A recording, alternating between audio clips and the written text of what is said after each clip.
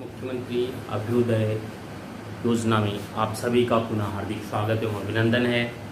हम लोगों ने जैसा कि पिछली क्लास में बात की, तो पिछली क्लास में हम लोगों ने जो बात किया वो सबसे पहले पाषाण काल और इसके बाद सैंधव सभ्यता, ठीक है, इन दोनों की बात हो चुकी है। और इन दोनों के पश्चात या सैंधव सभ्यता का जो हम लोग टाइम पीरियड देखते थे उसमें देखते हैं 2350 से 1750 या 2650 से 1950। लेकिन उत्तर हड़प्पा की जब बात करते हैं तो उसके जो अवशेष हैं वो लगभग 1500 ईसा पूर्व तक मिलते हैं। ठीक, हड़प्पा के पतन में कुछ इतिहासकारों ने ये कहा है कि कहीं न कहीं आर्यों का आक्रमण भी हड़प्पा सभ्यता के या सैंधव सभ्यता के पतन के लिए उत्तरदायी था। लेकिन अगर माना भी जाए तो काफी ऐसे लोग हैं इतिहासकारों में जो ये कहते हैं कि जो आर्य हैं ये कहीं बाहर से नहीं आए थे, बल्कि भारत के ही मूल निवासी थे। जो भी रहा हो, जैसा भी रहा हो, लेकिन इस सैंधव सभ्यता जिसको हम नगरी कहते हैं, ठीक, इसके पश्चात वैदिक युग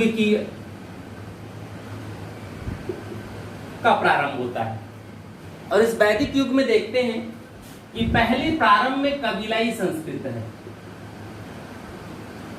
ठीक है, और यहां पर युद्ध इत्यादि लगातार होते रहते हैं। लेकिन बाद में देखते हैं कुछ समय बाद कि अस्थाई निवास और अस्थाई कृषि का प्रारंभ हो जाता है और इसमें एक व्यवस्था आ जाती है और वही व्यवस्था आगे चल करके धीरे धीरे राजतंत्रों के और गणतंत्रों के रूप में उदय होती है। ठीक है, तो आज हम लोग प्रारंभ करते हैं वैदिक युग। क्या था, कैसे इसके सोर्स मिले, क्या चीजें थी, आर्य कौन थे, इनकी प्रशासनिक व्यवस्थाएं इत्यादि क्या थी और जो सोर्स मिले उसमें क्या है, क्योंकि यहां से कुछ क्वेश्चन लगातार पूछे जाते हैं तो उस पर हम लोग थोड़ी सी बात तो जरूरी है। वैदिक युग, ठीक, जब हम लोग वैदिक युग की बात करते हैं तो इसमें दो पार्ट हो जाता है। सबसे पहले वैदिक युग में दो पार्ट, और वैदिक इसलिए किया जाता है क्योंकि इसके जो सोर्स हैं वो वेदों के द्वारा प्राप्त होते हैं। हमें सोर्स जो है वो वेदों के माध्यम से प्राप्त होते हैं और वेदों की वजह से प्राप्त होने की वजह हम लोग इसको वैदिक युग कहते हैं। जब इसकी हम बात करते हैं तो इसमें दो पार्ट होते हैं, पहला है ऋग्वैदिक और दूसरा है उत्तर वैदिक। ऋग्वैदिक काल, उत्तर वैदिक काल, दोनों का टाइम पीरियड ये अलग है। ऋग्वैदिक काल का जो टाइम पीरियड है वो है 1500 से 1000 बीसी और उत्तर वैदिक काल का जो है वो 1000 बीसी से 600 बीसी। ठीक, अब ये टाइम पीरियड का विभाजन क्यों हुआ, नाम क्यों हुआ, भाई है तो एक ही चीज है सब, ठीक है, लेकिन विभाजन क्यों हुआ, कारण क्या है कि इस पीरियड में लोहे की खोज नहीं हुई थी या लोहा नहीं मिला था। अभी जल्दी का एक हाल का शोध है, उसमें तो ये कहा गया लगभग 1500 के आसपास गाजीपुर के पास में एक है उत्खनन स्थल, वहां से साक्ष्य मिले हैं। जो भी रहा हो, यहाँ ये कहते हैं लगभग 1000 बीसी के आसपास लोहे की खोज हो गई और जब लोहे की खोज हुई तो इससे अस्त्र शस्त्र इत्यादि सब मजबूत आ गए। तो जो लोग थे आर्य, उन्होंने क्या किया, जंगलों की सफाई और गंगा घाटी की पूरी सफाई करते हैं और फिर गंगा घाटी में ही इन्होंने अपना निवास बना लिया, अस्थाई निवास, अस्थाई कृषि, गाय पालन। जैसे यहां पर देखें तो वृषभ की प्रधानता है, यहां पर देखते हैं तो गाय की प्रधानता आ जाती है। क्यों, क्योंकि यहाँ वृषभ ही सब कुछ है, यहाँ गाय ही है, कृषि में वृषभ, लेकिन गाय को अघन्या, गविष्णी, पता नहीं क्या क्या नाम आ जाते हैं उसमें। ठीक है, तो अब इसमें हम लोग आते हैं सोर्स में। सबसे पहले स्रोत में, तो इसके स्रोत में वेद आते हैं। ठीक, और वेदों में जो सबसे प्रमुख है पहला वेद, उसको कहते हैं ऋग्वेद। ठीक, ऋग्वेद, सामवेद, यजुर्वेद और अथर्ववेद, ये 4 वेद हैं और इन चारों वेदों से लगातार क्वेश्चन आते रहे हैं, अक्सर कर क्वेश्चन आए हैं। तो हम लोग सबसे पहले ऋग्वेद की बात करते हैं। अब ऋग्वेद की जब बात करते हैं तो ये कहते हैं यह आर्यों का प्राचीनतम ग्रंथ है और पवित्र भी है। प्राचीनतम ग्रंथ और पवित्र ग्रंथ आर्यों का, और इसमें यह कहा जाता है ऋग्वैदिक काल में जो सारी जानकारी का स्रोत है वो यही ग्रंथ से प्राप्त होता है। ऋग्वैदिक काल का अधिकतर सोर्स यहीं से प्राप्त होता है। कहां से? ऋग्वेद से। और इस वेद में देवताओं की स्तुति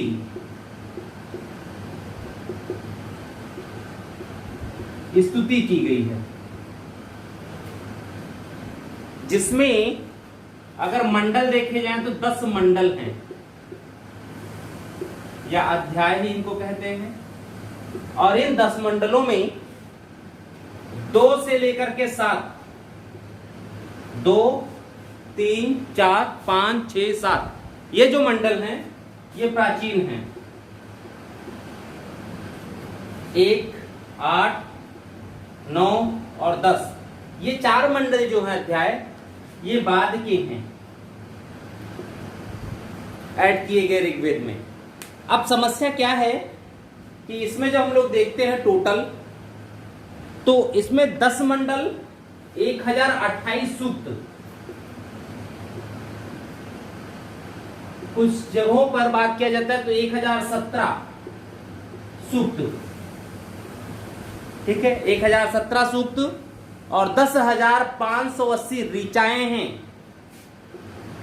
10,580 ऋचाएं अर्थात मंत्र का उल्लेख किया गया है, ठीक है, ये चीजें हैं। अब ऋग्वेद के मंडलों के जो रचयिता हैं, रचना काल की जो बात आती है वो 1500 से 1000 ईसा पूर्व के बीच में मानी जाती है। लेकिन रचयिता की जब बात करते हैं तो प्रत्येक मंडल के अलग अलग रचयिता हो जाते हैं, ठीक है, प्रत्येक मंडल के अलग अलग रचयिता हैं और प्रत्येक मंडल में अलग अलग चीजें भी दी हुई हैं। और अधिकतर पूछते क्या है किस मंडल में किस चीज का उल्लेख है, इस पे प्रश्न आते रहे हैं।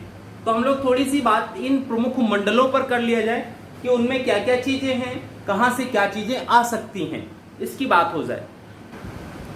प्रथम मंडल डाल दें इसको, फिर बात किया जाए।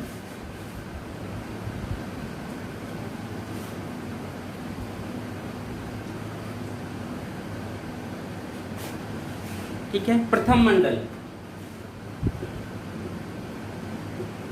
देखिए, इस मंडल के विषय में ये कहा जाता है जैसे बाद की रचना है, ये 1000 के बाद की रचना है और इसमें ये कहा जाता है ये कण्व व ऋषियों के द्वारा लिखा गया है। कण्व ऋषियों के द्वारा लिखा गया और इसमें लगभग 50 सूक्त हैं, 50 सूक्त। इसमें जो उल्लेख है वो 20 राजाओं के युद्ध का उल्लेख आता है, 20 राजाओं के युद्ध का उल्लेख आता है इसमें, ठीक है। दूसरा जो मंडल है द्वितीय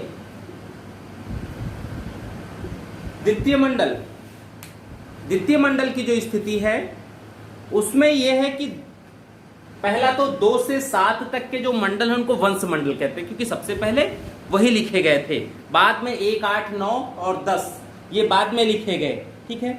अब कहते हैं वंश मंडल में जो प्रारंभ होता है कोई भी चीजें, उसमें सबसे पहले अग्नि और दूसरे स्थान पर इंद्र, इनकी स्थिति होती है। भाई कोई भी मंडल प्रारंभ हुआ तो उसमें जो प्रथम सूक्त है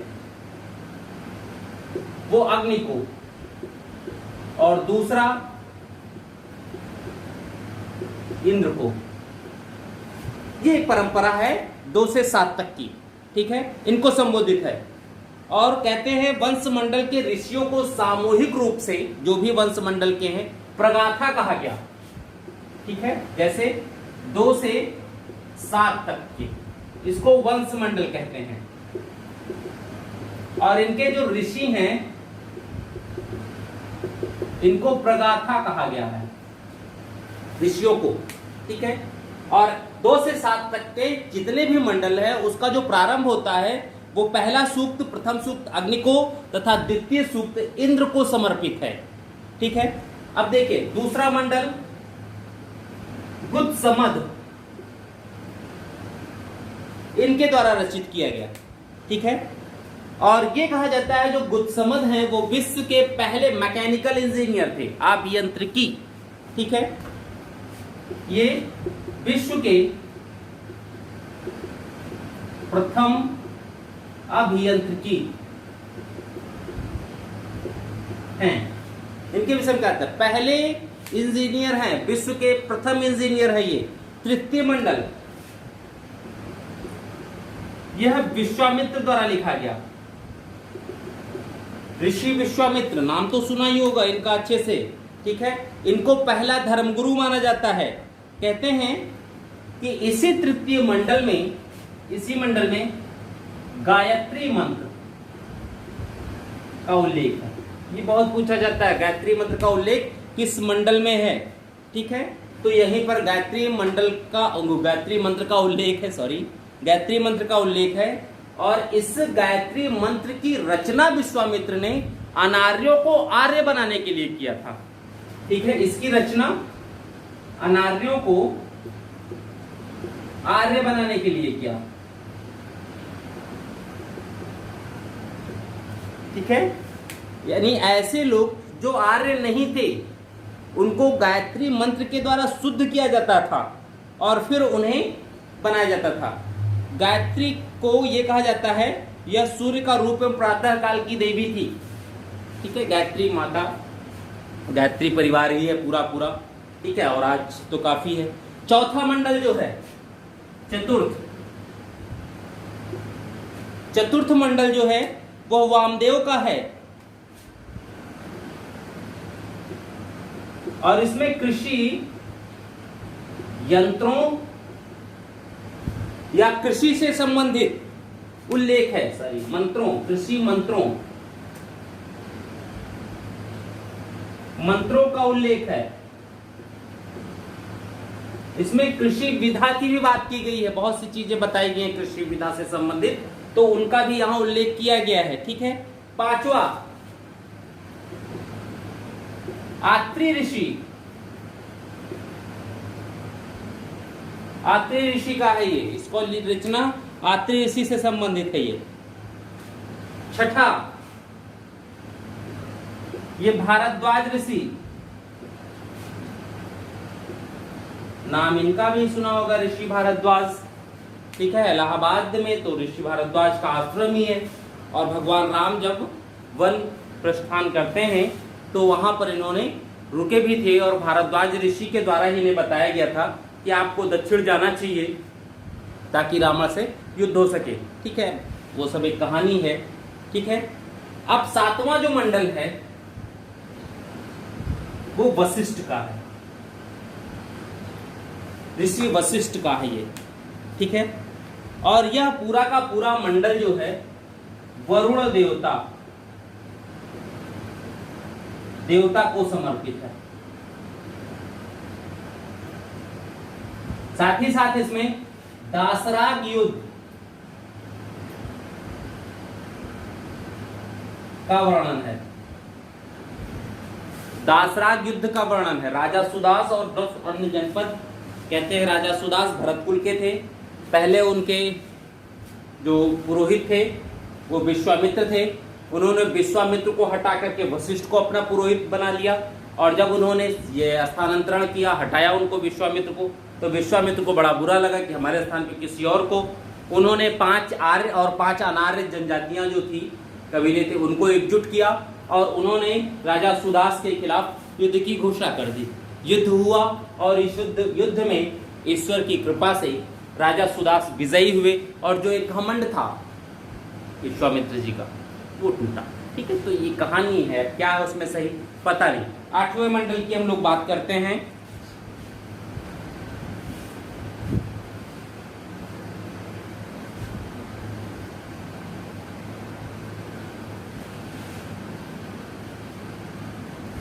आठवां मंडल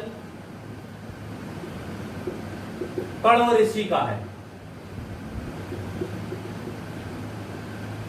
ठीक है, 8वां कण्व का है। 9वां बहुत ज्यादा जरूरी नहीं है 9वां। ठीक है, कहते हैं यह सोम देवता को समर्पित है।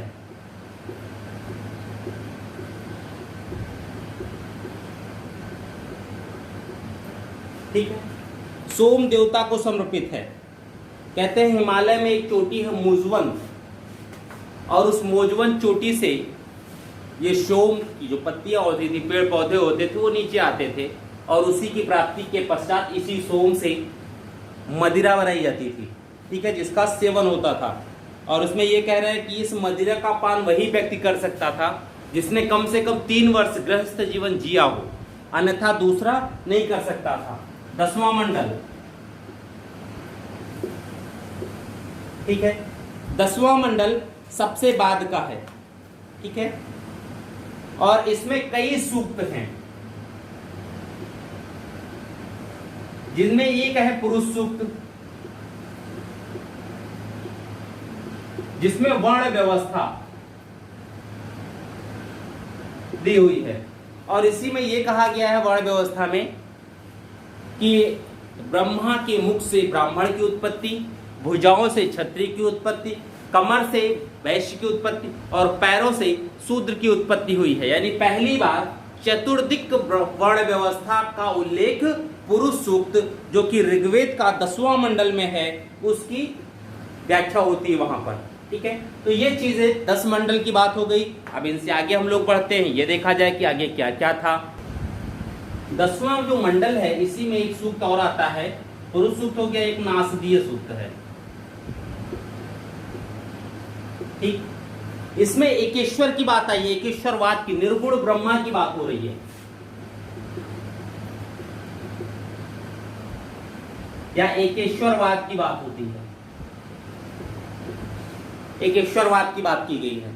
अब हम लोग थोड़ी सी बात ऐसा करें कि ऋग्वेद में किन किन चीजों का उल्लेख किया गया है, उसकी थोड़ी सी बात हो जाए, तो फिर ऋग्वेद की बात खत्म होगी, हम लोग नेक्स्ट पर चलेंगे। ठीक है, ऋग्वेद में उल्लिखित बातें, देखिए क्या है। पहली जो चीज है उसमें बृहस्पति और जुहू की कथा का वर्णन है, 30 दिनों का वर्णन है, यानी मंथ का यहीं से बात आती है। सूर्य और चंद्र ग्रहण की बात की गई है, सूर्य और चंद्र ग्रहण की बात की गई है, शल्य चिकित्सा की बात की गई है, अस्तोमा सद्गमय का उल्लेख है, प्रेम विवाह का उल्लेख है। बहुत सी ऐसी बातें हैं जिनको हम आज के समय में उनका पालन भी करते हैं या उपयोग भी करते हैं। वो सारी चीजें ऋग्वेद में उल्लिखित हैं और उनका पालन भी किया जाता है। अब ऋग्वेद के ब्राह्मण ग्रंथ, उपनिषद और आरण्यक, ये कौन कौन है? ठीक है, तो ऋग्वेद के ब्राह्मण ग्रंथ, ऋग्वेद के उपनिषद और आरण्यक, ये 2 हैं। ऐतरेय ब्राह्मण,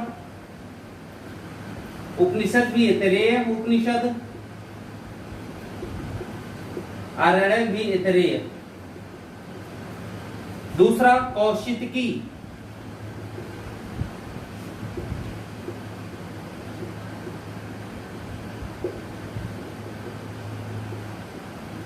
कौशितकी ये हैं।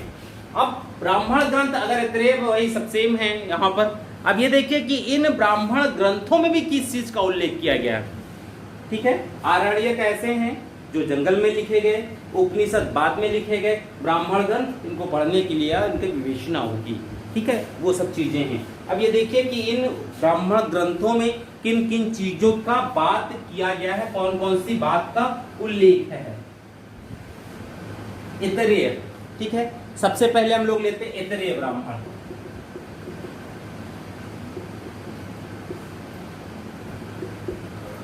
ऐतरेय ब्राह्मण, जब हम बात ऐतरेय ब्राह्मण की करते हैं तो इसकी संकलनकर्ता जो है वो महिदास हैं। ठीक, चूंकि इतरा के पुत्र होने का, इतरा इनकी मां का नाम था, इसीलिए इनको महिदास ऐतरेय कहा जाता है। और इसी की वजह से इस ब्राह्मण ग्रंथ का भी नाम जो पड़ा ऐतरेय पड़ा। ठीक है। सायणाचार्य, सायण एक व्यक्ति हुए, दक्षिण में विजयनगर साम्राज्य में ये थे और इन्होंने ऐतरेय ब्राह्मण पर टीका लिखी। सायणाचार्य ऐतरेय या सायण संग्रह के नाम से लिखा है। ठीक है। बुक्का एवं हरिहर जो संस्थापक थे उनके दरबारी थे ये सायण, बहुत बड़े विद्वान थे। ठीक है। अब आते हैं कौशितकी। ठीक है। कौशितकी बात, जब कौशितकी का कहा जाता है तो ये कहा जाता है इसमें जो है केवल यज्ञ विधान दिए गए हैं, विभिन्न प्रकार के यज्ञ विधान का उल्लेख है। कौशितकी ब्राह्मण में विभिन्न प्रकार के यज्ञ विधानों का उल्लेख है और उन यज्ञ विधानों के आधार पर ही यज्ञ होते हैं। ये चीजें ऋग्वेद से संबंधित। अब नेक्स्ट वेद कौन सा? सामवेद।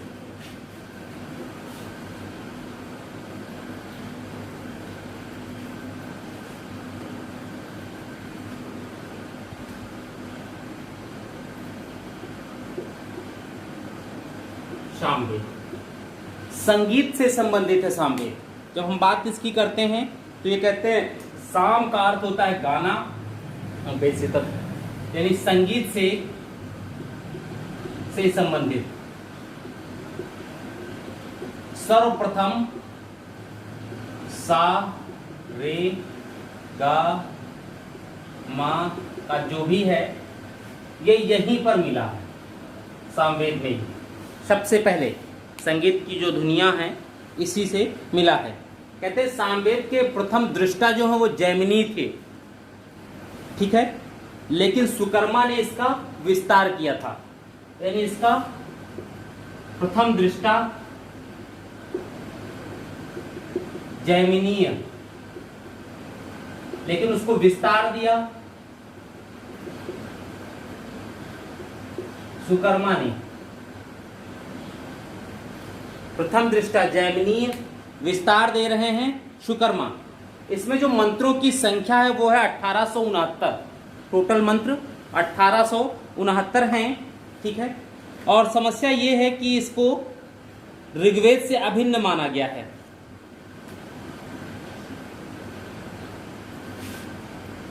और इसी में कुछ और चीजें हैं, जैसे श्री कृष्ण का उल्लेख यही मिलता है। ठीक है। लेकिन इसके बहुत से ज़्यादा मिलते नहीं हैं। इतिहासवेत्ताओं के लिए कहा यह जाता है कि इससे निरर्थक है, क्योंकि सिर्फ 75 मंत्र ही अपने हैं और अलग हैं। ठीक है। देखिए, भारतीय संगीत का मूल ग्रंथ माना जाता है और यह भी पद्य में लिखा गया है। ठीक है। इसमें सूर्य स्तुति के मंत्र मिलते हैं, सूर्य की स्तुति के मंत्र मिलते हैं। इसकी 3 शाखाएं हैं, सामवेद की 3 शाखाएं। फर्स्ट कौथुम संहिता,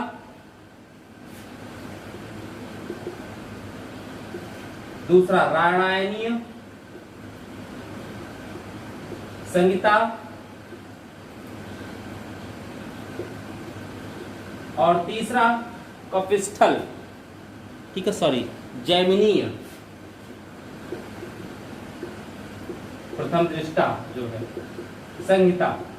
ये 3 शाखाएं इनकी कौथुम, रामायणीय और जैमिनीय, ये 3 संहिताएं हैं, जिसमें ये कहा जाता है कि सबसे अधिक वर्णित जो है यही है।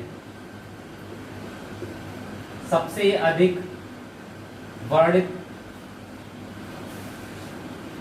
सॉरी कौथुम संहिता ही है, ठीक है, या प्रचलित है। अब इनके ब्राह्मण ग्रंथ कौन कौन से थे इसकी बात किया जाए, क्योंकि इनके ब्राह्मण ग्रंथों की संख्या ज्यादा है, आरण्यक भी इनके पर्याप्त हैं। ब्राह्मण ग्रंथ, सामवेद के ब्राह्मण ग्रंथ फर्स्ट, ठीक है। पहला है पंचविश ब्राह्मण,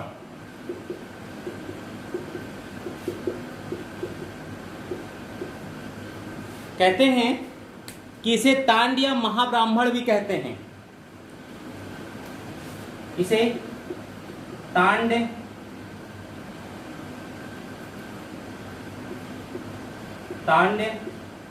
या महाब्राह्मण, तांड या महाब्राह्मण की काफी बड़ा है, लगभग 25 अध्याय है इसमें, कुल 25 अध्याय, काफी बड़ा, ठीक है। दूसरी चीज ये कहा जाता सर्वाधिक प्राचीन ब्राह्मणों में है,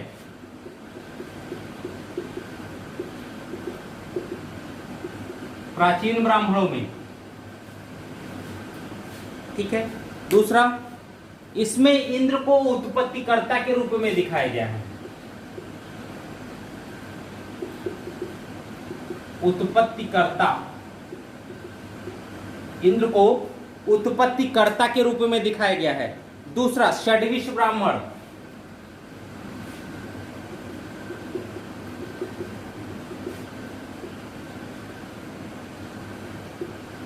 षड्विश ब्राह्मण, ठीक है, इसे अद्भुत ब्राह्मण भी कहते हैं।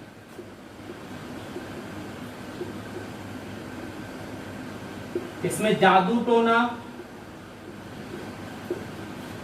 यहीं से मिलता है जादू टोना, भूकंप आदि के निदान का वर्णन है, निदान का वर्णन है, जादू टोना और भूकंप के निदान की कैसे इसको ठीक किया जा सकता है, ठीक है।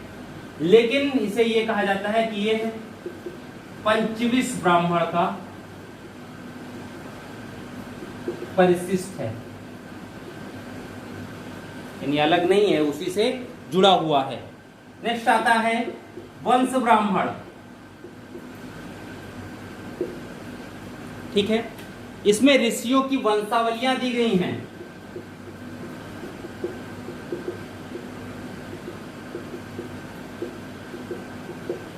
वंश ब्राह्मण में ऋषियों की वंशावलियां दी गई हैं। चौथा है साम विधान ब्राह्मण, किसके ब्राह्मण है सब? सामवेद के, ठीक है। साम विधान में विभिन्न प्रकार के व्रतों का वर्णन है,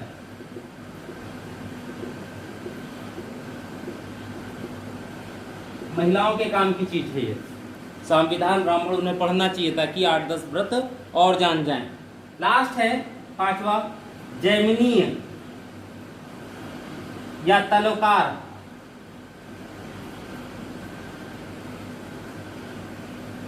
जैमिनीय या तलोकार ब्राह्मण, कहते हैं यह पंचविश से भी ज्यादा प्राचीन है, सर्वाधिक प्राचीन, पंचविश ब्राह्मण से भी ज्यादा प्राचीन है, ठीक है। अब दो आरण्यक हैं इनके, किसके? सामवेद के। आरण्यक कौन कौन से? इनके आरण्यक जैमिनीय व छांदोग्य, दो जैमिनीय व छांदोग्य आरण्यक, ये इनके दो आरण्यक। अब उपनिषद की बात आती है, तो उपनिषद कौन कौन से हैं?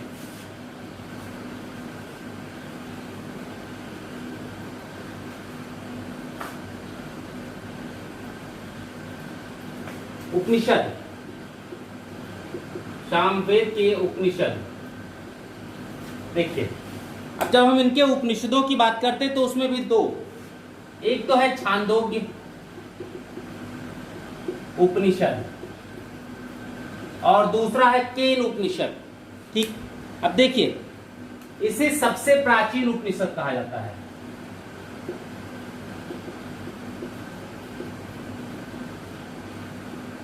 सबसे प्राचीन उपनिषद माना गया इसे, ठीक। सर्व खलविदम ब्रह्म, यानी ब्रह्मा ही सब कुछ है कहकर अद्वैतवाद की बात की गई यहां इसमें। सर्व खलविदम ब्रह्म, अद्वैतवाद यानी इकलौता ब्राह्मण ही है ना, उसकी बात हो रही है, स्थापना की गई। हालांकि ऐसी जो उक्ति है कि सब कुछ ब्रह्म ही है, केशववाद की बात की गई, वही सब कुछ करता है, ये ऐसी चीजें मुंडकोपनिषद में मिलती हैं, ठीक है। कृष्ण का सबसे पहला उल्लेख जो है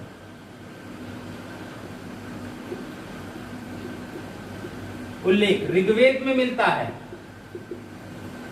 हालांकि ऋग्वेद में मिलता है इनका उल्लेख, ठीक है, लेकिन देवकी नंदन कृष्ण का उल्लेख छांदोग्य उपनिषद में मिलता है। इनका उल्लेख यहां पर देवकी नंदन कृष्ण, वहां यह कहा गया है कि ऋग्वेद में राक्षस कृष्ण का उल्लेख है और यह कहा गया घोर अंगिरस के ये शिष्य हैं, ठीक है। शिष्य बताया गया है कृष्ण को, देवकी का पुत्र तथा घोर अंगिरस का शिष्य यहां पर बताया गया। देखिए दूसरी चीज, उद्दालक अरुण और आरुणि, उद्दालक आरुणि व श्वेत केतु का संवाद है इसमें। उद्दालक आरुण और श्वेत केतु के बीच का संवाद है। विवाह गीतों का उल्लेख किया गया इसमें। विवाह गीत बहुत से हैं, विवाह गीत आते हैं, ठीक है, ये चीजें इसमें आई हैं। दूसरा है केन उपनिषद। केन उपनिषद किसका है? ये सामवेद का। कौन कौन? छांदोग्य और केन, दो उपनिषद किसके? सामवेद के है, ठीक है। कहते हैं उषा हेमवती आख्यान का वर्णन है इसमें केन उपनिषद में, ठीक है। और यहाँ से ज्यादा कुछ पूछा नहीं जाता है केन उपनिषद। ये हो सकता है कि यहाँ से ये पूछा जा सकता है कि केन उपनिषद किससे संबंधित है। यहाँ पर जो भी है गुरु शिष्य का संवाद दिया गया है वो भी प्रश्नोत्तर शैली में, गुरु शिष्य का संवाद है प्रश्नोत्तर शैली में, ठीक है। तो ये था सामवेद। नेक्स्ट हम लोगों का यजुर्वेद।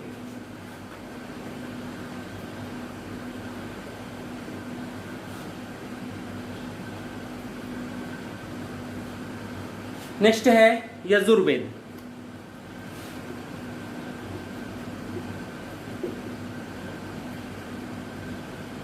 यजुर्वेद की हम लोग बात कर रहे हैं। यजुर्वेद, यजुर्वेद जब हम बात यजुर्वेद की करते हैं तो इसमें ये देखते हैं कि यजुर्वेद में जो उल्लेख हुआ है वो यज्ञ अनुष्ठानों से संबंधित है।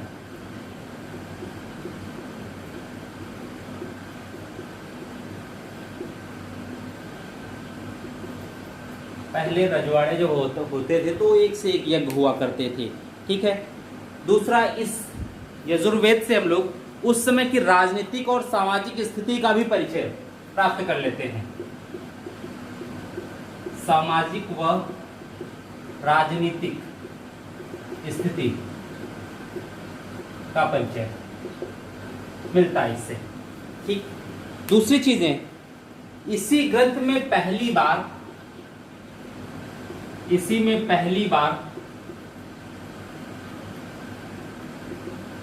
वाजपेय व राजसूय यज्ञ का उल्लेख है। भाई जब यज्ञों से संबंधित है ही है ये, तो इसी में तो उसका उल्लेख मिलेगा यज्ञों का, ठीक है। तो यहां पर है। हम जब इसकी शाखाओं की बात करते हैं तो इसमें दो शाखाएं हैं, कृष्ण यजुर्वेद और शुक्ल यजुर्वेद।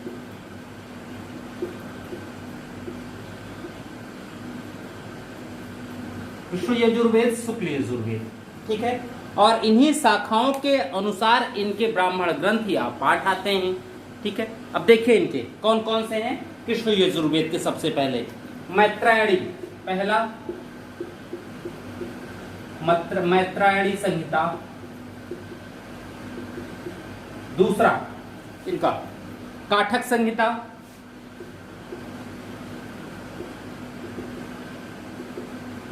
थर्ड मैत्रायणी, काठक, कपिस्थल।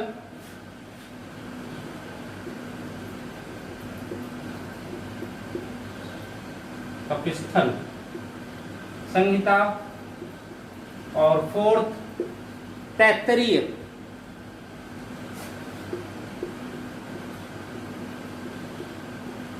संहिता। ये चार हो गए किसके? कृष्ण यजुर्वेद के। शुक्ल यजुर्वेद की बात करते हैं तो इसके भी दो हैं। कौन कौन? पहला है माध्यान्दिन और दूसरा है कट ही है, हाँ। दूसरा है कणो संहिता, मध्यान्दिन और कणो संहिता। अब ये देखिए कि इन चीजों में मिला क्या क्या है, उल्लेख किन किन चीजों का है। ठीक, ये चार हो गए, 4 2 6 हो गए शुक्ल और उसमें। अब देखिए, अब इनके वेद देखते हैं कि इनके वेद क्या क्या हैं। ठीक, सॉरी वेद तो है ही है, यजुर्वेद तो बात है ही है। हम लोग अब इनके उपवेद या ब्राह्मण ग्रंथ देखते हैं। ठीक है, ब्राह्मण ग्रंथ देखते हैं इनके। तो ब्राह्मण ग्रंथ, जब हम इनके ब्राह्मण ग्रंथ की बात करते हैं तो कृष्ण यजुर्वेद का अलग ब्राह्मण ग्रंथ है और शुक्ल यजुर्वेद का अलग ब्राह्मण ग्रंथ है। कृष्ण यजुर्वेद का तैत्तरीय और शुक्ल यजुर्वेद का शतपथ। शतपथ से क्वेश्चन लगातार लगभग आते रहे हैं और अक्सर कराया है। ठीक है, तो पहले हम लोग बात शतपथ ब्राह्मण की करेंगे क्योंकि यहां से क्वेश्चन भी काफी आया है।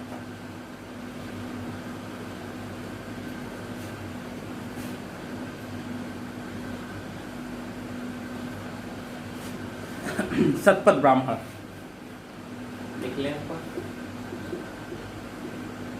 शतपथ ब्राह्मण, देखिए शतपथ ब्राह्मण में क्या रहा है। ठीक, इसे हम लघुवेद या ऐतिहासिक वेद भी कहते हैं। वेद या ऐतिहासिक वेद भी कहा जाता है। शतपथ ब्राह्मण को ही, अन्य को नहीं कहा जा सकता है। ठीक है, कहते हैं ये सबसे प्राचीन और सबसे बड़ा ब्राह्मण ग्रंथ है। शतपथ सबसे प्राचीन व सबसे बड़ा ब्राह्मण ग्रंथ है। ठीक, सबसे बड़ा ब्राह्मण ग्रंथ है। अब इसमें देखिए मिला क्या क्या है। याज्ञवल्क और मैत्रेयी संवाद, याज्ञवल्क और मैत्रेयी संवाद,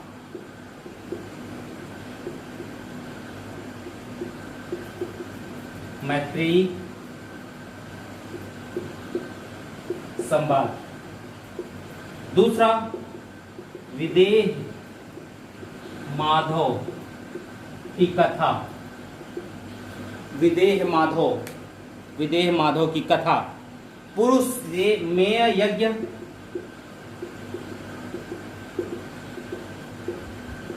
का वर्णन। उपनयन संस्कार,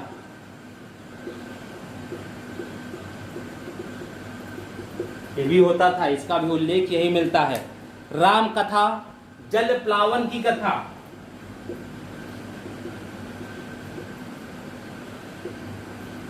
कहा गया इसमें जल प्लावन का कि पूरी दुनिया जल से ही हो गई।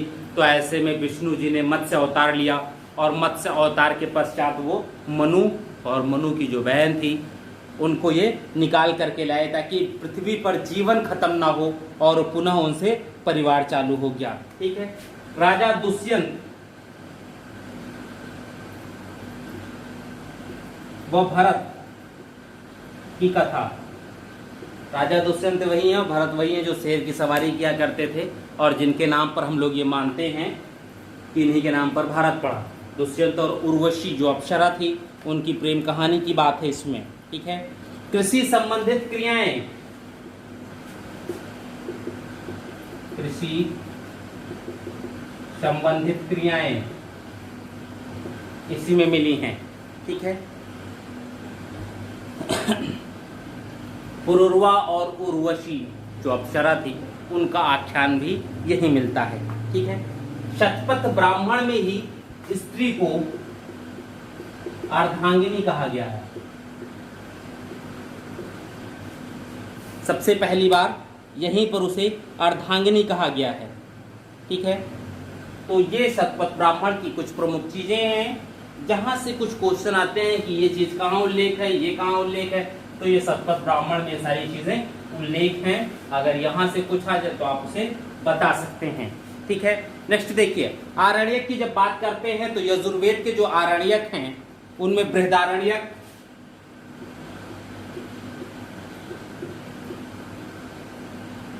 बृहदारण्यक, ठीक है, तैत्तिरीय एवं शतपथ,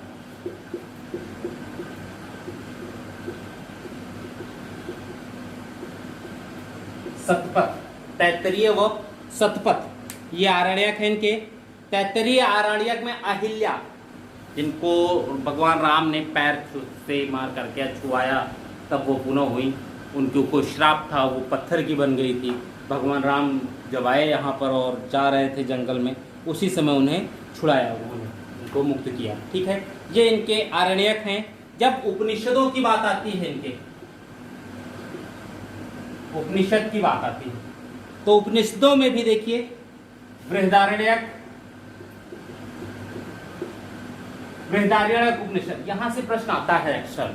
ठीक है, क्योंकि याज्ञवल्क्य गार्गी संवाद यही मिलता है।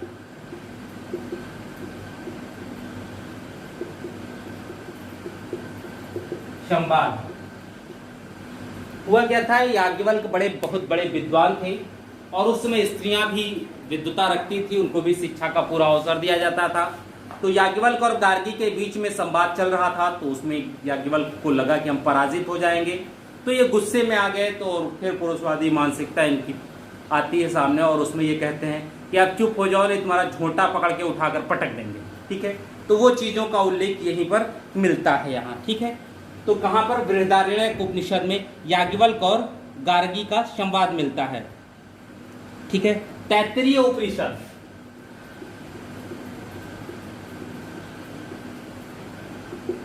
तैत्तिरीय उपनिषद, यहां देखिए, यहां पर जो उल्लेख मिलता है उसमें यह कहा गया है, सदा सत्य बोलो, बोलो, खूब अन्न उपजाओ, उपजाओ, और अतिथि देवो भव, यानी ये उत्तर वैदिक काल की चीजें हैं। अन्न की जब बात आ गई तो ये उत्तर वैदिक काल की चीजें हैं। इसी में गुरु के द्वारा, ये जो है गुरु के द्वारा अपने शिष्य को उपदेश है कि ये काम करो। ठीक है, गुरु के द्वारा अपने शिष्यों को उपदेश है। दूसरा जो है वो है कठ, या इसको कठोपनिषद कहते हैं, या कठ उपनिषद कह सकते हैं आप, कठ उपनिषद या कठोपनिषद। इसमें यम नचिकेता संवाद है, यम नचिकेता संवाद दिया गया है। कहां पर, कठोपनिषद में यम और नचिकेता का संवाद दिया गया है। ठीक है, इसी उपनिषद में सांख्य शब्दों की जानकारी मिलती है।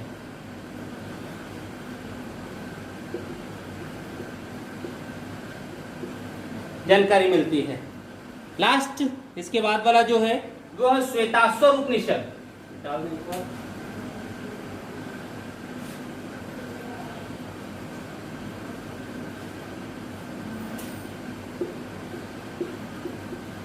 श्वेताश्वर उपनिषद, श्वेताश्वर उपनिषद देखिए, इसमें योग क्रियाएं, योग एवं यौगिक क्रियाओं का उल्लेख है।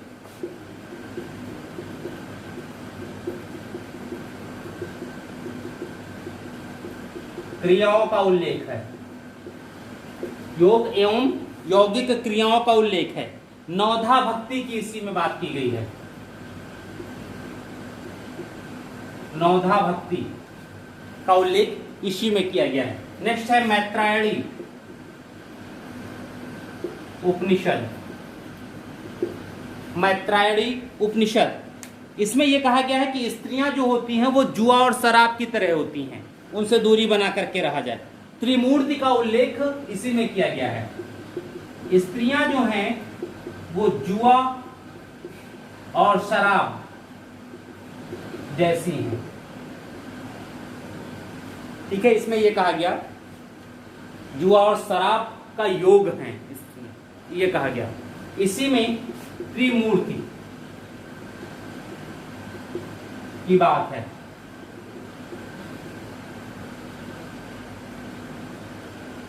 त्रिमूर्ति की बात कही गई, यानी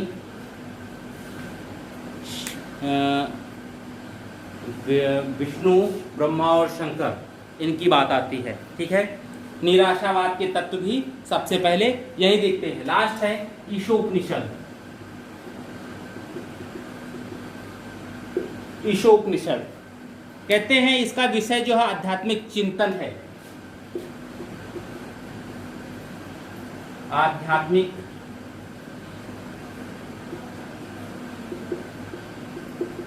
चिंतन, निष्काम कर्म की बात की गई है इसी में। निष्काम कर्म कहते हैं कर्म पहले करो, फल तो बाद में मिलता रहेगा, ठीक है। तो ये किसके? यजुर्वेद।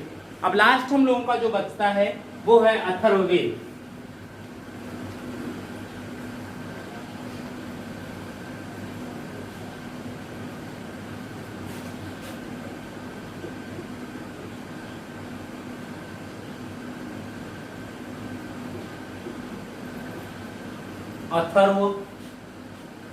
अथर्ववेद, ठीक।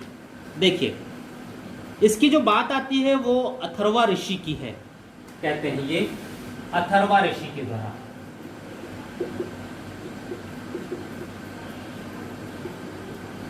अथर्वा ऋषि, इन्हीं के द्वारा इसकी रचना की गई। जो भी चीजें थी वो इन्होंने ही सबसे पहले किया।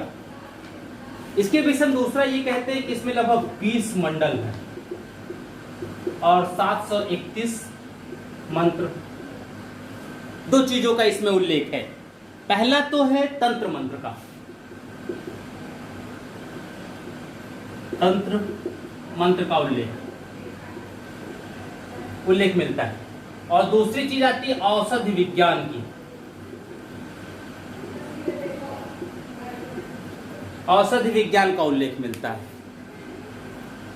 ठीक। औषधि विज्ञान की जानकारी मिलती है इसे, यानी सबसे पहले चिकित्सा के प्रमाण यही मिले हैं, ठीक है। अब इनके जब ब्राह्मण ग्रंथ में कहते हैं तो एक ही है गोपथ। आरण्यक इनका कोई नहीं है, उपनिषद कोई नहीं है, सिर्फ एक ब्राह्मण ग्रंथ मिलता है जिसे हम कहते हैं गोपथ ब्राह्मण। और ये ब्राह्मण ग्रंथ सबसे बाद का है, सबसे बाद का ब्राह्मण ग्रंथ है। इसके बाद का कोई और ग्रंथ नहीं आया, ठीक। अब देखिए इसमें बातें क्या क्या हैं।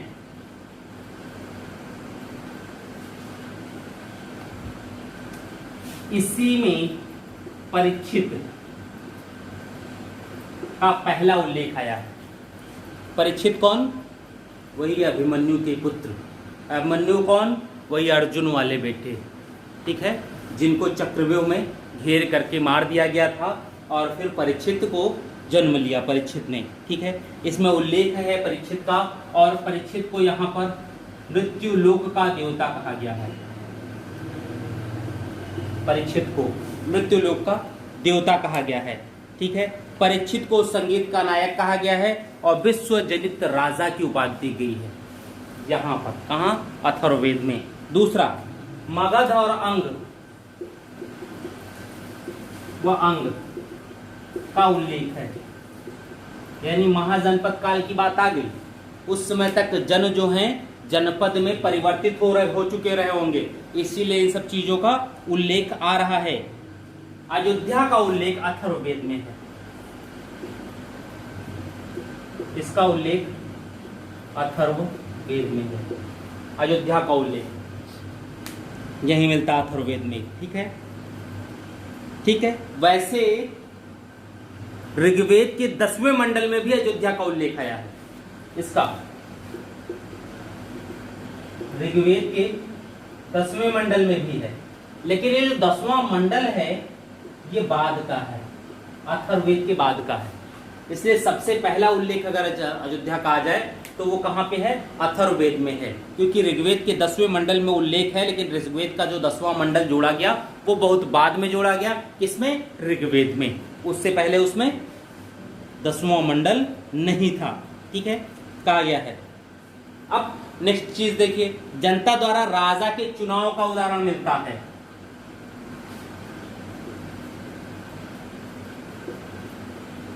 यानी गणतंत्रीय प्रणाली का यहीं पर मिलता है। और राज तिलकोत्सव मंत्र, राज तिलकोत्सव यानी राज तिलक का मंत्र का उल्लेख यहीं मिलता है। ठीक है, राष्ट्र महिमा एवं राष्ट्रभाषा जैसी अवधारणाओं का उल्लेख हुआ है। राष्ट्र महिमा या राजभाषा जैसी अवधारणा का उल्लेख है यहीं पर अथर्ववेद में। ऐसा नहीं है कि अथर्ववेद में है नहीं, यहाँ संस्कार, भूत प्रेत, जादू टेना, ठीक है, विपत्तियां, व्याधियां, भूकंप, वर्षा कराने के मंत्र, कीड़ों के विनाश का उपाय और फसलों तथा सूखे से रोकथाम के मंत्रों का उल्लेख है। कहाँ? अथर्ववेद में। यानी यहाँ पर हर प्रकार के मंत्र मिल जाएंगे आपको। कहाँ? अथर्ववेद में। ठीक है, आयुर्वेद,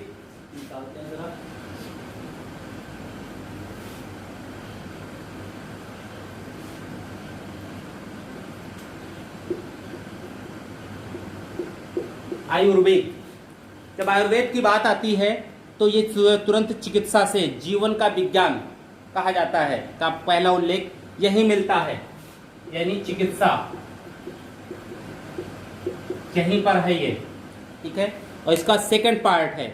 इसमें अथर्ववेद में कहा गया है कि युद्ध से पहले मस्तिष्क में युद्ध लड़ा जाता है, पृथ्वी पर तो बाद में लड़ा जाता है। यानी युद्ध की स्ट्रेटजी या रणनीति के विषय में भी इसी में उल्लेख किया गया है। युद्ध जो है सबसे पहले अलग बनाए जाते हैं और उसके बाद लड़े जाते हैं। ठीक है, अब देखिए इसका कोई भी उपनिषद नहीं है, सॉरी उपनिषद हैं, सॉरी उपनिषद हैं, आरण्यक नहीं है इसका कोई। ठीक है, अब देखिए इनके उपनिषद कौन कौन से हैं।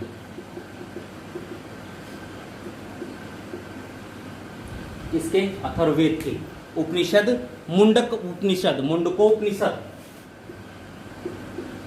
मुंडक उपनिषद या इसी को कहते हैं मुंडकोपनिषद। ठीक है, या इसी को मुंडकोपनिषद कहते हैं। सत्यमेव जयते, सत्यमेव जयते मुंडकोपनिषद से लिया गया। इसी में कहा गया यज्ञ एक टूटी हुई नौका के समान है।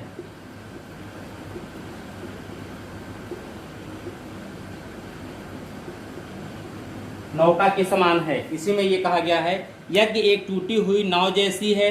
इसका उल्लेख यहीं पर किया गया है। दूसरा मांडूक्य, मांडूक्य उपनिषद।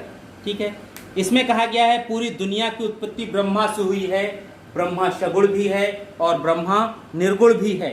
नेक्स्ट जो है वो प्रश्नोपनिषद आता है।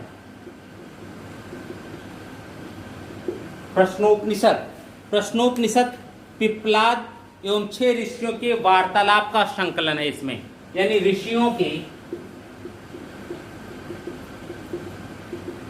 वार्तालाप का संकलन है। कौन से? पिप्पलाद और ऋषियों के, पिप्पलाद और ऋषियों के वार्तालाप का संकलन है। ठीक है, तो ये हुआ। अब यहीं पर इन वेदों के बारे में जो भी चीजें वो खत्म होती हैं, तो बहुत सी चीजें बातें, लेकिन जो प्रमुख प्रमुख चीज थी वो आपका हमने यहां करवाया है।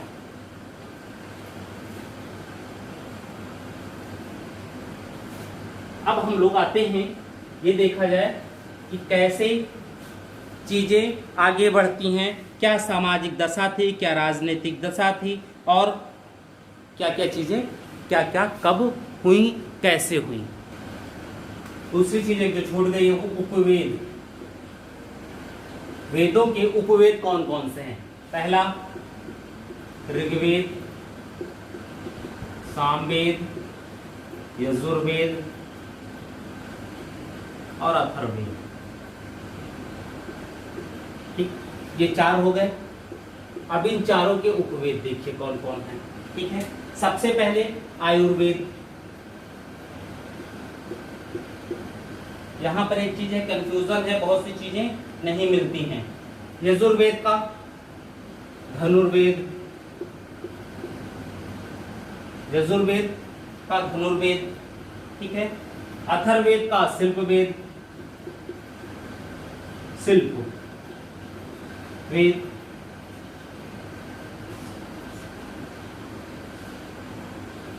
और सामवेद का गंधर्व वेद। ठीक है, ये है। अब आपको अगर मिलाना हो या जैसे ये चीजें भूल जाएं तो कभी कभी, तो इसके लिए कोड है ऋग्वेद का आयुर्वेद, सामवेद का गंधर्ववेद, यजुर्वेद का धनुर्वेद, अथर्ववेद का शिल्पवेद। हमने कोड क्या बताया? ऋषि या धसिगा।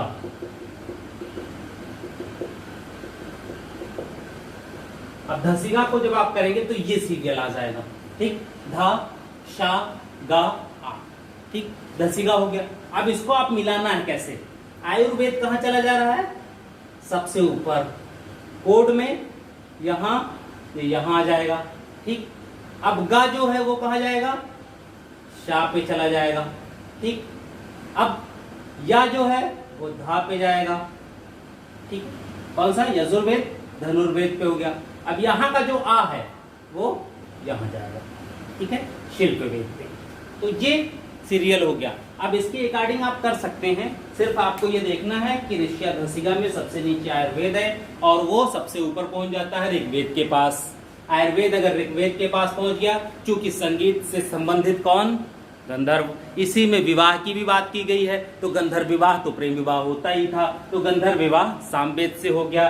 फिर क्या देखना है आपको? यजुर्वेद में धनुर्वेद और अथर्ववेद में शिल्पवेद, यानी नाप तौल की भी जो बात है वो अथर्ववेद में ही होगा।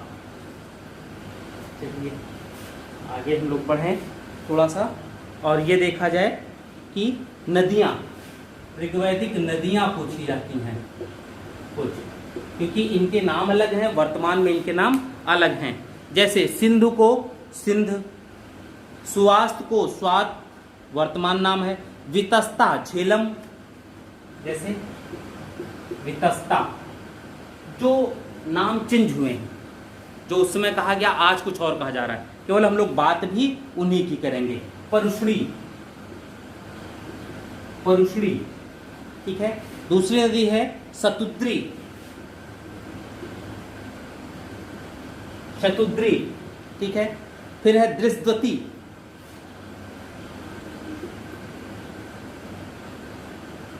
दृष्टवती। फिर क्या है? गोमती, गोमती। ये वर्तमान में जो गोमती है वो नहीं है। कुंभा, अश्किनी, अश्किनी, शदानीरा।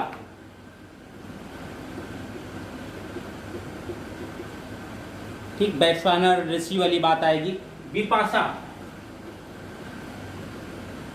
हीरोइन की बात नहीं हो रही यहां। ठीक है, ये नदियां हैं।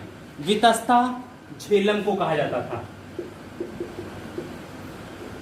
ठीक, वितस्ता कौन? झेलम। परुष्णी रावी नदी, सतुद्री सतलज, दृष्टवती घग्घर, गोमती गोमल, कुंभा एक कुर्मा नदी थी या काबुल से जो निकलती थी, है ना, इसको काबुल नदी भी या कुर्मा भी कहते हैं। ठीक, अस्किनी, अस्किनी चिनाब को कहा गया। सदानीरा गंडक, विपाशा व्यास।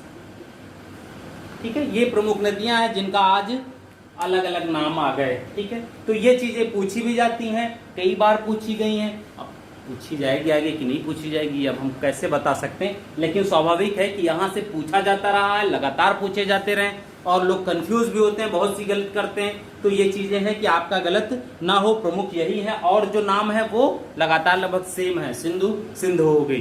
ठीक है, फिर सुवास्तु स्वात, ये जल्दी पूछा नहीं गया है, ठीक है। और जो नदियां हैं वो पूछी गई, अधिकतर इन्हीं नदियों का उल्लेख मिलता है, तो यही नदियां थी भी उस समय, ठीक है। चलिए आगे बढ़ते हैं हम। प्रशासनिक संस्थाएं,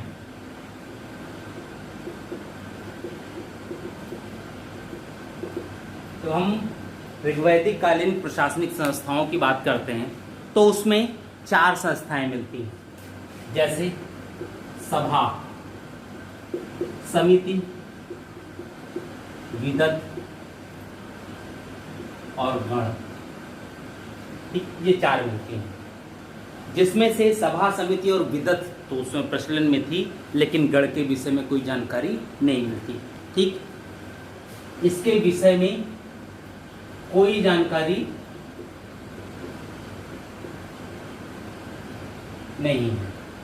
ऐसा भी हो सकता है कि यह काफी पहले की संस्था रही हो, या जब वेद लिखे गए उस समय तक इसके अस्तित्व खत्म हो गए हों, इसीलिए इसके विषय में किसी प्रकार का कोई उल्लेख नहीं किया गया।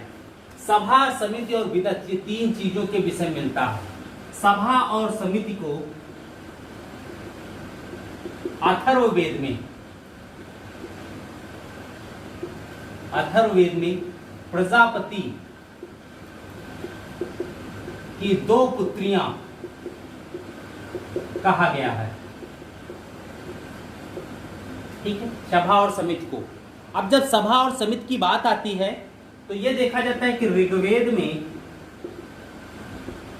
सभा का उल्लेख 8 बार, समिति का उल्लेख 9 बार, विदत का उल्लेख 122 बार और गण का उल्लेख 46 बार आया है, ठीक है। यानी विदत का उल्लेख सबसे ज्यादा होने का मतलब है विदत सबसे ज्यादा फेमस रहा होगा, ठीक।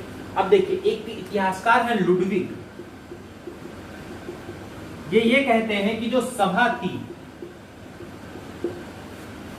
जो सभा है वो अपर हाउस था, यानी उच्च सदन था, और जो समिति है ये निम्न सदन है। यानी इस व्यवस्था में चुनाव राजा का जो है वो जनता करती थी, न कि वंशानुगत प्रणाली थी। लेकिन उत्तर वैदिक काल में देखते हैं तो चुनाव तो यहां होता था, लेकिन ज्यादातर राजा के बेटे को ही चुना जाता था, ये भी था। क्योंकि वर्ण व्यवस्था की जब बात करें तो उसमें भी सबके कार्य अलग अलग थे। सुरक्षा का काम अलग था, पूजा पाठ का काम अलग था, टैक्स देने का काम अलग था, और सेवा का काम लोगों का अलग था, ठीक है। तो अब इसमें एक एक का देखते हैं हम लोग। सभा, इसमें क्या होता रहा होगा, ठीक है। सभा को पाप का विमोचन करने वाला कहा गया, पाप का विमोचन करने वाली सभा को संस्था कहा गया। यानी यहां पर निर्णय जो लिए जाते थे, यानी न्याय इत्यादि के निर्णय लिए जाते थे, ठीक है। इसका जो अध्यक्ष था वो सभ्य कहलाता था, ठीक। और इसके जो सदस्य थे वो सुजात कहलाते थे। यानी इसमें सदस्यों की संख्या सीमित रही होगी, प्रत्येक व्यक्ति को सदस्य नहीं बनाया जाता रहा होगा, ठीक। अब आते हैं समिति पर। समिति साधारण लोगों की संस्था थी।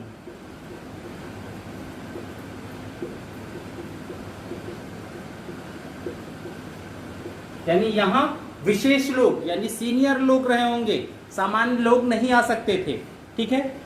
अब समिति का जो अध्यक्ष होता था उसे ईशान कहा जाता था। समिति के अध्यक्ष को ईशान कहा जाता था। कहते हैं समिति के लोग ही राजा का चुनाव करते थे। यानी सबसे महत्वपूर्ण संस्था क्या हो गई, समिति। लेकिन यही दोनों राजा पर नियंत्रण भी रखते थे कि राजा स्वेच्छाचारी ना हो जाए, उन पर नियंत्रण का काम भी यही करते थे। विदथ देखा जाए क्या,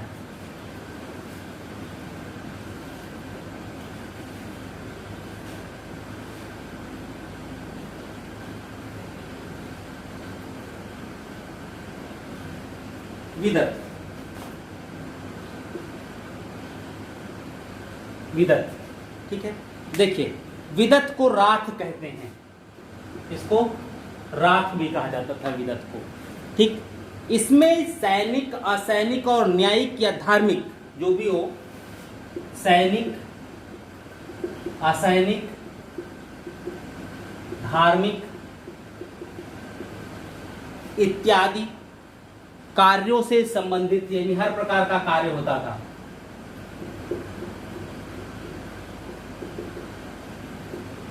सबसे महत्वपूर्ण संस्था हो गई, ठीक है।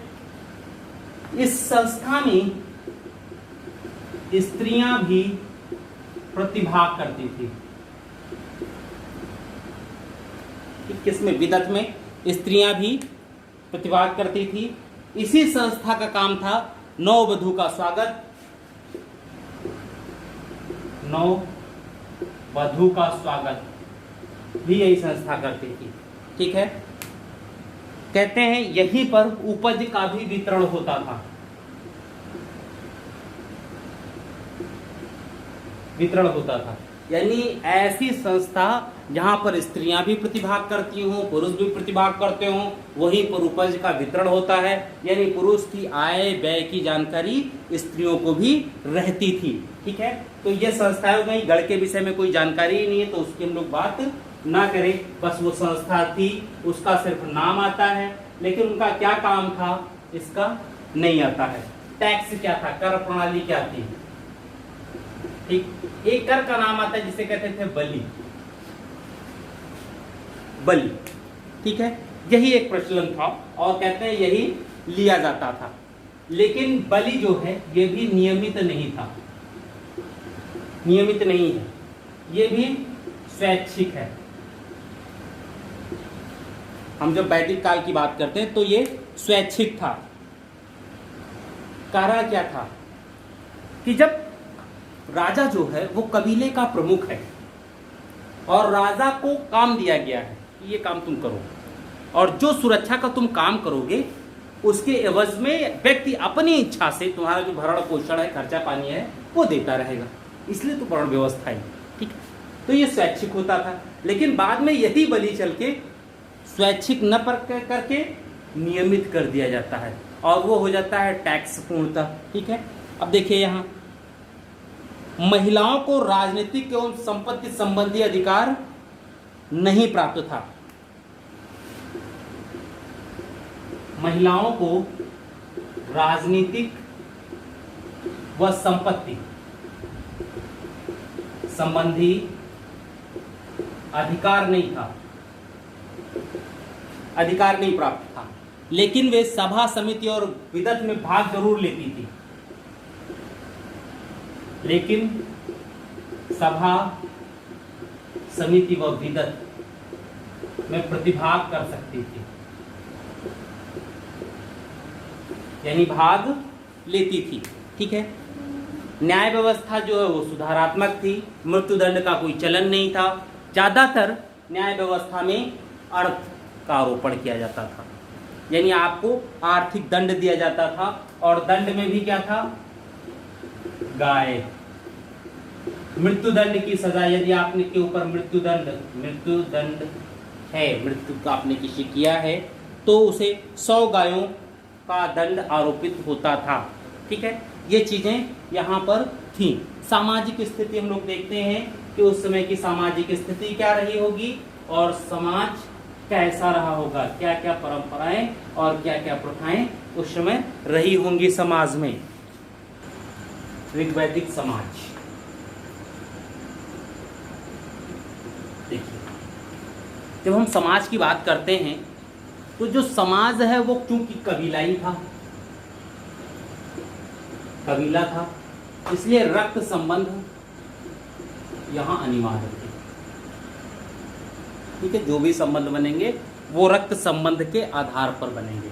दूसरा गोत्र, ये भी माने रखता था कि समान गोत्रीय हैं कि नहीं है, ठीक है, या जन्म मूलक संबंध होते थे। कहते हैं ऋग्वेद में वर्ण का उपयोग हुआ है। प्रारंभ में जब देखा जाता है तो यह वर्ण जो है वो रंग के रूप में है, क्योंकि कहा गया है कि जो आर्य हैं वो गौर वर्ण के हैं और जो अनार्य हैं वो श्याम वर्ण के हैं, यानी सांवले हैं।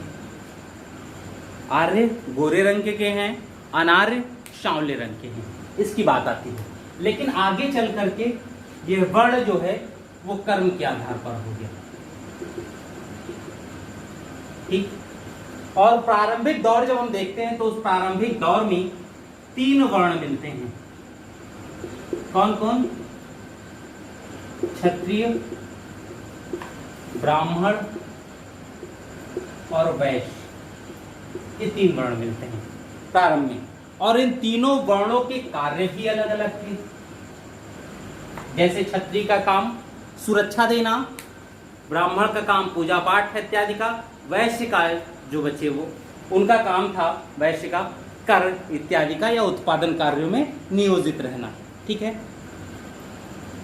क्षत्रिय हानि से रक्षा या सुरक्षा, ब्राह्मण का काम यज्ञ इत्यादि करे, जीवन लंबा कर दे भाई पूजा पाठ करके, और वैश्य उत्पादन का कार्य करते थे। लेकिन 10वें मंडल में, जो ऋग्वेद का 10वां मंडल है, उसमें पुरुष सूक्त आया और इस पुरुष सूक्त में 4 वर्ण बताए गए और ये चौथा वर्ण था शूद्र का, यानी सेवा करने वाला, कृषि कार्य इत्यादि में यही रहते थे। लेकिन ये चारों वर्ण जो हैं वो व्यवसाय या कार्य के अनुसार थे, यानी जातियों में कठोरता नहीं थी, व्यवसाय परिवर्तन कोई भी व्यक्ति कर सकता था। ठीक वैसे ही जैसे विश्वामित्र जन्म से क्या थे? राजन्य थे, लेकिन कर्म से क्या हो गए? पुरोहित, ठीक है। ऐसे ही एक उल्लेख मिलता है ऋग्वेद के 9वें मंडल में, उसमें कहा था मैं कवि हूं, मेरे पिता वैद्य यानी भीषक हैं और मेरी माता अन्न पीसने वाली हैं। यानी माता क्या है? अन्न पीसना, यानी शूद्र का काम। पिता वैद्य हैं यानी डॉक्टर हैं और मैं कवि हूं यानी मैं ब्राह्मण हूं। पिताजी डॉक्टरी वैश्य वाला काम करते हैं और मां शूद्र का, यानी ये कार्य के अनुसार चीजें व्यवस्थित हो सकती थी। अब परिवार जो है वो पितृ सत्तात्मक था और जो परिवार का मुखिया होता था उसे कुलपा कहा जाता था, ठीक है। परिवार के मुखिया को कुलपा कहते थे और ये जो मुखिया है ये या तो पिता होता या बड़ा भाई होता, ठीक। और इनको असीमित अधिकार थे, ये अपने पुत्र को बेच भी सकते थे, यानी पुत्र को बेचा जा सकता था। दास परंपरा इस समय तक अभी नहीं है, पुत्र बेचे भी गए हैं, ठीक है। अब देखिए, राज्य पारिवारिक जीवन में हस्तक्षेप नहीं कर सकता था, ठीक है। महिलाओं की जो दशा है वो काफी बेहतर थी। समाज की बात हो और उसमें महिलाएं की अगर स्थिति की पता चल जाए या जानकारी हो जाए तो मान के चलिए समाज के विषय में आप जान जाएंगे। ऋग्वेद काल में महिलाओं की दशा काफी अच्छी थी, ठीक। जैसे समाज में जो परंपराएं हैं आज आधुनिक समाज में, वो चीजें उस समय नहीं थी। इन महिलाओं को शिक्षा का पूरा मौका दिया जाता था। इस शिक्षा के लिए जो उपनयन जरूरी था वो इनका भी होता था, उपनयन संस्कार महिलाओं का भी होता था। और उस समय बहुत सी महिलाओं के नाम भी मिलते हैं, जैसे घोषा, लोपामुद्रा, विश्वारा इत्यादि, ठीक है। कहते हैं लोपामुद्रा विदर्भ के राजकुल में पैदा हुई थी, उत्पन्न हुई थी और अगस्त ऋषि की पत्नी थी, ठीक है, तो ये चीजें हैं। सभा समिति में भाग ले सकती थी, विदत में तो ऑलरेडी रहती ही थी, संपत्ति एवं राजनीति संबंधी अधिकार नहीं रखती थी, लेकिन राजनीतिक स्थिति थी। दूसरा चीज ये देखिए, समाज में नियोग प्रथा,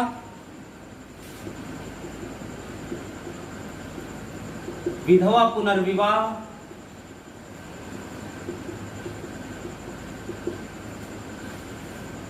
अंतरजातीय विवाह,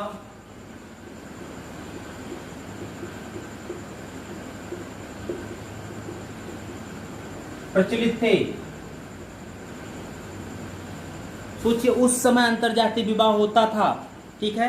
एकल विवाह, बहुपत्नी विवाह और बहुपतित्व विवाह का भी उल्लेख मिलता है। एकल विवाह, बहुपत्नी विवाह और बहुपतित्व विवाह, इसका भी उल्लेख मिलता है, ठीक है। देखिए और चीजें, बाल विवाह नहीं होता था,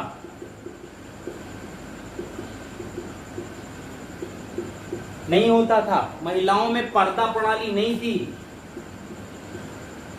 नहीं था, जो वर्तमान में भी है और पहले भी होता था, ठीक है। स्वयंवर इत्यादि होते थे। दास प्रथा, इसका उल्लेख मिलता है, लेकिन जो दास भी थे वो घरेलू थे। कृषि कार्यों में किसी भी प्रकार का कोई नियोजन दासों का नहीं हुआ, ठीक। यहां पर भी दास से ज्यादा दासियों का उल्लेख मिलता है। दासियां अधिकतर घरेलू कार्यों में ही रहती थी। नियोग प्रथा क्या है? जब कोई स्त्री बिना पुत्र के जन्म के ही उसके पति की डेथ हो जाए तो वह पुत्र प्राप्ति हो पुत्र प्राप्ति हेतु देवर के साथ रिश्ता बना सकती थी, ठीक। विधवा पुनर्विवाह होता था, अंतरजातीय विवाह भी होते थे, यानी दूसरे वर्ण में विवाह। एकल विवाह भी होता था, यानी एक ही लड़का लड़की।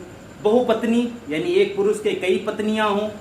बहुपति, यानी एक स्त्री के कई पति हों। ये सब विवाह मिले हैं। बाल विवाह का कोई साक्ष्य नहीं है। सामान्यतः 15 से 16 वर्ष की ही उम्र में विवाह होते थे, इससे पहले विवाह नहीं होता था, ठीक है। तो ये चीजें थी, यानी स्त्रियों की स्थिति भी काफी अच्छी थी। बहुत ज्यादा दिक्कत का सामना उन्हें नहीं करना पड़ रहा था। उनके विषय में जो भी चीजें की गई उस समय समाज अच्छा था, यानी समानता पुरुषों में भी थी। जैसे बहुपत्नी विवाह, भाई एक पुरुष कई विवाह कर लेगा, तो बहुपतित्व विवाह की भी है। स्त्री भी जैसा चाहे वैसा कह सकती है, एकल विवाह भी कर सकती। बाल विवाह न तो लड़कियों को होते थे न तो लड़के के ही होते थे। पर्दा प्रथा किसी में नहीं थी। दास प्रथा थी, लेकिन कृषि कार्यों में दासों का नियोजन नहीं होता था, बल्कि दासों का नियोजन घरेलू कार्यों में होता था। दास दान भी दिए जाते थे, और इन दासों में भी कौन? पुरुष दास नहीं, महिला दासियां होती थी ज्यादातर, क्योंकि घर के अंदर काम करना, महिलाओं के साथ ही काम करना तो पुरुष कैसे दे दिए जा सकते थे, तो वहां अधिकतर दासियां दी जाती थी। नियोग प्रथा किसी के लिए भी थी, कोई भी स्त्री ऐसी हो तो सिर्फ पुत्र प्राप्ति हेतु उनका होता था, अन्य नहीं होता था। विधवा पुनर्विवाह होता था, भाई पुरुष विदुर हो गया और वो विवाह कर सकता है तो स्त्री क्यों नहीं कर सकती थी। अंतरजातीय विवाह सबके लिए मान्य था, वो लड़का हो या लड़की हो। तो ये चीजें थी। थोड़ी सी और बात हम लोग कर लें।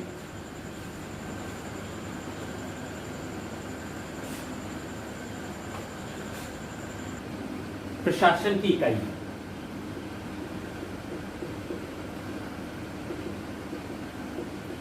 ठीक।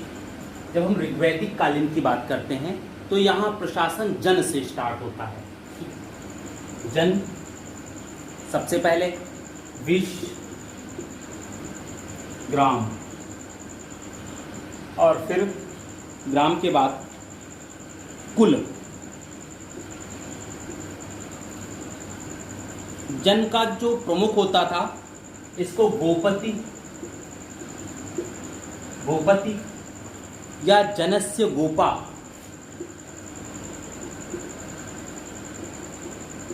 गोपा कहते थे। अब हम वैदिक काल, अगर यही उत्तर वैदिक काल में आ जाए तो यहाँ एक आ जाता है राष्ट्र, जिसका हो गया राजा।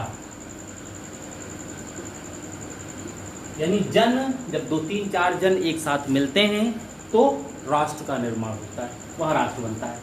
विष का विषपति, ग्राम का ग्रामणी, और कुल का कुलपा, यानी परिवार का मुखिया था ये। ठीक है, तो ये एक प्रशासन की इकाई थी, इसके आधार पर ही वहां प्रशासन भी चलाए जाते थे। अब हम लोग जब चीजें देखते हैं तो ऋग्वैदिक काल में आते हैं, उत्तर वैदिक काल में आते हैं।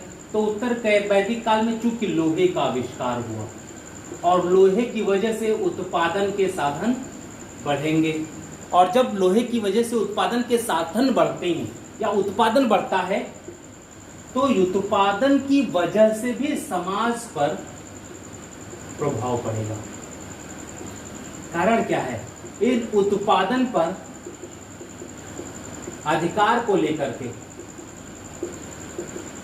बहुत से परिवर्तन होने लगते हैं।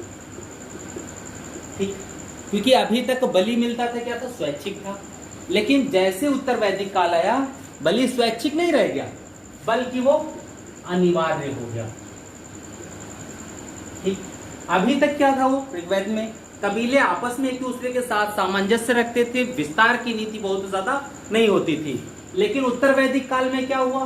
क्या अनिवार्य हुआ अगर बलि, तो एक निश्चित सीमा में ही तो टैक्स लिया जाएगा, उसकी मात्रा भी तो उत्पादन के अकॉर्डिंग निश्चित हो जाएगी। और जब मात्रा उत्पादन के अकॉर्डिंग निश्चित होती है तो यहाँ क्या हुआ कि राजा के पास निश्चित मात्रा में आय आ गई।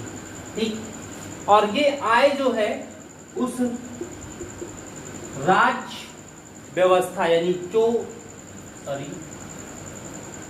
जो क्षेत्र है, यानी राष्ट्र है राजा का, उसकी भौगोलिक स्थिति, व्यापारिक स्थिति पर भी काफी निर्भर करेगी।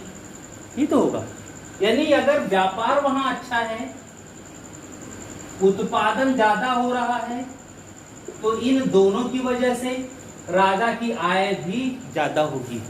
और जब राजा की आय ज्यादा होगी तो राजा अपने इन आय के माध्यम से अपना सैन्य विस्तार करता, और जब सैन्य विस्तार हो गया तो वो इस सेना के माध्यम से साम्राज्य विस्तार करेगा। इसीलिए हम जब देखते हैं तो उत्तर वैदिक काल में जो जन हैं वो जनपद बन जाते हैं, और जैसे उत्तर वैदिक काल खत्म होता है वही जनपद महाजनपद का रूप ले लेते हैं, क्योंकि कई जन मिलकर के जनपद बने, फिर कई जनपद मिलकर के महाजनपद बने, और फिर कई महाजनपदों को मिला करके एक राष्ट्र की बात आती है। ठीक, जैसे ये चीजें काफी निर्भर थी। पहले राजा की कोई एक निश्चित आय नहीं थी, स्वेच्छा पर है, टैक्स इच्छा हुआ तो दिए, नहीं इच्छा हुआ तो नहीं दिए, कोई बाध्यता थोड़े थी। तो जब स्वेच्छा पर ही है टैक्स सिस्टम तो उससे कोई दिक्कत तो होती नहीं। लोहे का आविष्कार हुआ, लोहे के आविष्कार से कृषि भूमि में वृद्धि हुई, कृषि भूमि में वृद्धि हुई तो गाय इत्यादि में भी वृद्धि होगी।